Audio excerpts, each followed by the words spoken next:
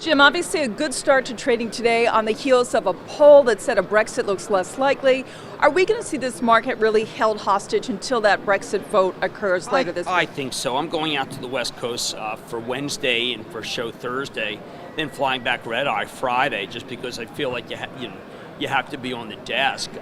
Friday's a big day. I do feel that the Minister of Parliament, sadly, who was murdered, kind of changed the discourse, and no one's been able to campaign. The campaigning comes back again. Will Frost from CNBC done remarkable work on the splits within the different parties, like the Labour Party. Brussels today basically saying, hey, listen, go at your own risk. But that's precisely what some of the people in London are like, hey, listen, you can't tell us what to do. I really think it's about immigration. This is a very hot topic. I don't think it's about jobs, and I think it's people who say, listen, Brussels can't tell us to take immigrants. Now, that's the sub-rosa theme that I see among a lot of people who are the leaders of the go movement, the exit movement.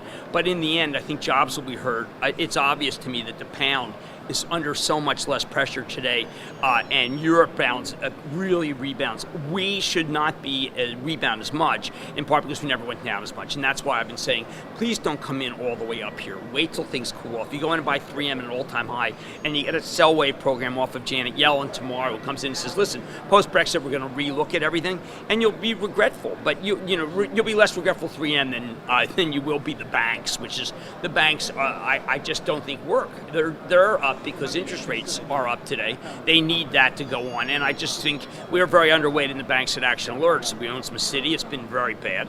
We own some Wells, it's been very bad. I think they're very cheap, but cheap does not cut it in this market.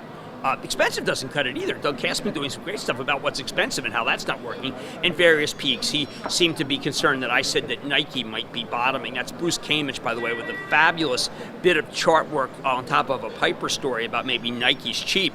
And the chart work seems to indicate that some things could go right.